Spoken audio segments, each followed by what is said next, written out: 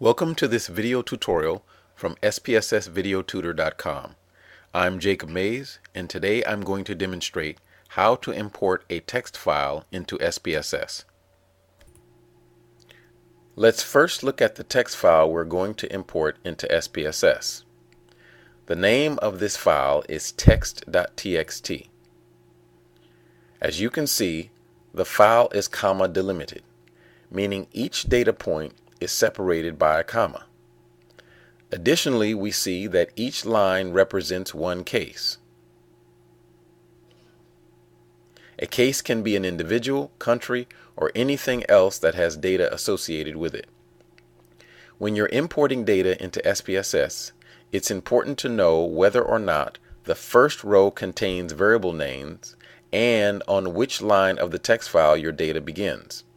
SPSS will ask you these questions during the import procedure.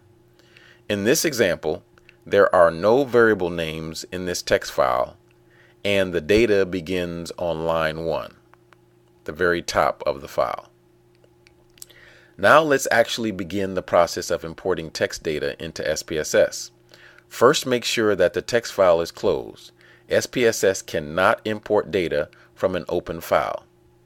Next, open up the SPSS program. Go to File, Open, Data,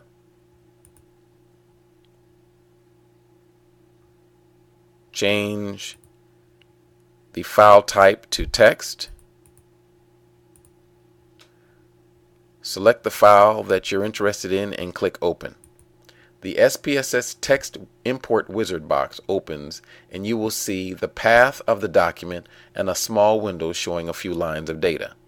There's the path, and obviously here's the data. At the top of the dialog box, you will be asked if your text file matches a predefined format. Just select No. Click Next.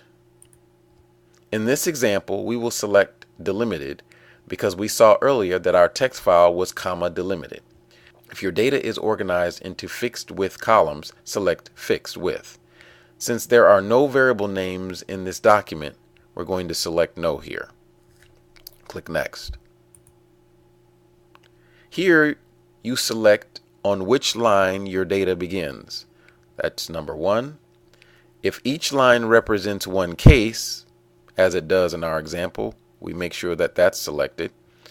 And in the area that asks us how many cases to import, we want to import all cases. Click Next. You may notice that the data in the window appears to be very fragmented. For example, University of Alaska at Fairbanks should be one term under one variable, but it is now broken up across several variables. If we uncheck space, then we see that the data is more orderly. Click Next. Next, you will be asked if you want to change the specifications of the variables. Just skip this. It's better to do this in SPSS. Click Next and then Finished. You will now see the data from the text file in SPSS. Now, one of the things that you will notice is that there are stars under some of the variables. So, for example, variable 5 has stars where there are missing values.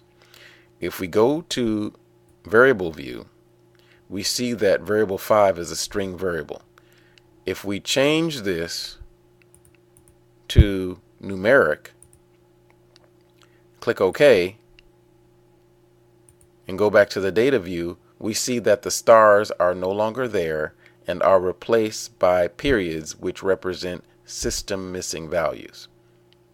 The last step is to save your data as an SPSS file.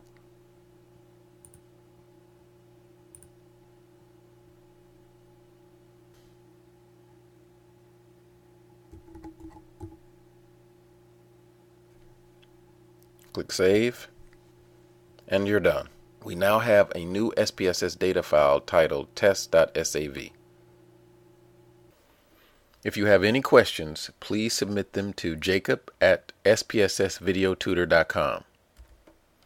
This has been a video tutorial from spssvideotutor.com.